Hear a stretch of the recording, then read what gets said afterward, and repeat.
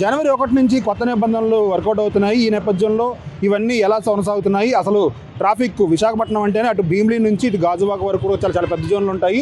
ఈ క్రమంలో మనం విశాఖపట్నం అక్కేపాలెం ఫోటో పోలీస్ స్టేషన్ లిమిట్స్లో ఉన్నాము. ఇక్కడ హోమహేష్ గారు ఉన్నారు, ఎస్ఐ మనతో మాట్లాడడానికి. సార్ చెప్పండి, ఎట్లా ఉన్నాయి హెల్మెట్ కేసులు, ఎట్లా ఉంటున్నాయి?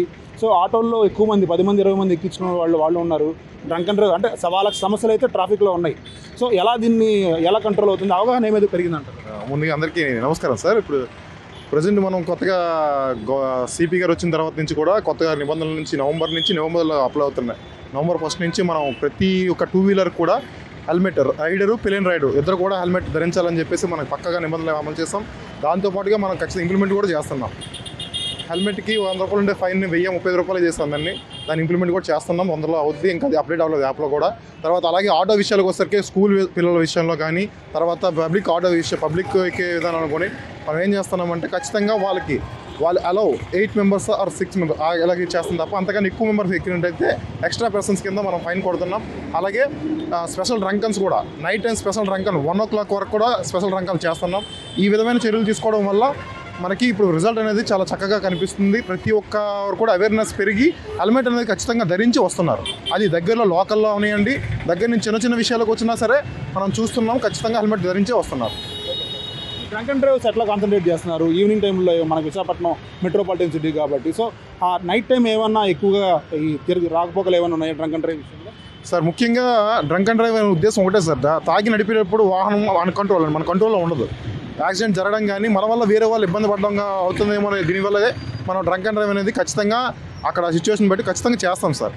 అది చేసేటప్పుడు మనం నైట్ చీకటి పడిన తర్వాత డ్రంక్ అండ్ డ్రైవ్ చేస్తున్నాం. చీకటి పడిన తర్వాత నైట్ 1 o'clock వరకు మన సిటీలో, విశాఖపట్నం సిటీలో అయితే ప్రతి ఒక్క అక్కడ భీమిలి నుంచి చూసుకోవచ్చు, ఇక్కడ అగనంపూడి వరకు మొత్తం సిటీలో ఓవరాల్ అన్ని స్టేషన్లో కూడా 1 o'clock వరకు కూడా స్పెషల్ డ్రంకన్ చేస్తున్నాం సార్. మన సిపి సార్ ఇన్స్ట్రక్షన్స్, ఏడీసీపీ గారి ఆధారంగా ఖచ్చితంగా ప్రతి ఒక్క స్టేషన్లో ఎస్ఐ ఆధ్వర్యంలో డ్రంక్ అండ్ డ్రైవ్ అనేది నిర్వహించడం జరుగుతుంది. దాన్ని వెంటనే డిస్పోజల్ కూడా మన కోర్టులో పెట్టేసి దాన్ని డిస్పోజల్ కూడా చేస్తున్నాం సార్. ఎస్ఐ గారు ఒక్క విషయం చెప్పండి, ఈ 3 రోజుల్లో ఇప్పటిదాకా ఎన్ని కేసులు, డ్రంక్ అండ్ డ్రైవ్ కావచ్చు, హెల్మెట్ కావచ్చు, రాంగ్ డ్రైవింగ్ కావచ్చు, నాయిస్ పొల్యూషన్ సంబంధించింది కావచ్చు, ఎన్ని కేసులు రఫ్గా 3 రోజులు నమోదయ్యాయి కొత్త? మనం 31st చూసుకుంటే 31st కొత్త సంవత్సరం కాబట్టి సిపి సార్ ఇన్స్ట్రక్షన్ ప్రకారం స్పెషల్ డ్రంకన్ చేయడం జరిగింది సార్. అది నైట్ 2 o'clock వరకు చేసాం. ఎందుకంటే న్యూ ఇయర్ సెలబ్రేషన్స్ కొంచెం డిస్టర్బెన్స్ అవుద్ది, పబ్లిక్కి కొంచెం ఇబ్బంది కలుగుతాయని చెప్పేసి మనం 2 o'clock వరకు కూడా డ్రంకన్ డ్రైవ్ చేస్తూ అక్కడిని ట్రాఫిక్ రెగ్యులేట్ చేసాం. మా స్టేషన్ పరిధిలో అయితే 6 డ్రంకన్ చూపించాం. ఆ నెక్స్ట్ డే కూడా 5 స్పెషల్ డ్రంకన్ చేస్తూ 5 చూపించడం జరిగింది. అంటే 1వ తారీఖు నైట్. ఈరోజు ఇంకా డ్రంకన్ చేస్తున్నాం. ఇంకా ఇప్పుడు విఐపీలు వస్తున్నారు కాబట్టి కొంచెం బందోబస్తు. అలాగే ఎంవీ కేసులు వచ్చేసరికి కూడా ఖచ్చితంగా ప్రతిరోజు 170 ఎంవీ కేసులు, అంటే హెల్మెట్ అవనివ్వండి, స్పీడ్ అవనివ్వండి, వితౌట్ యూనిఫామ్ ఆటోలు అవనివ్వండి, ఇంకా రాంగ్ పార్కింగ్, డేంజరస్ పార్కింగ్, తర్వాత వీల్ లాక్స్ అవనివ్వండి, అన్ని కలిపి కూడా ఖచ్చితంగా 170 వరకు కూడా మనం పెట్టడం జరుగుతుంది ఒక స్టేషన్లో. అలా మన సిటీలో ఉండే మొత్తం 22 స్టేషన్లో కూడా ఖచ్చితంగా ఇదే విధంగా అన్ని కూడా ఉంటుంది. ఇది ట్రాఫిక్ ఎస్ఐ ఉమేష్ గారు చెప్తోంది.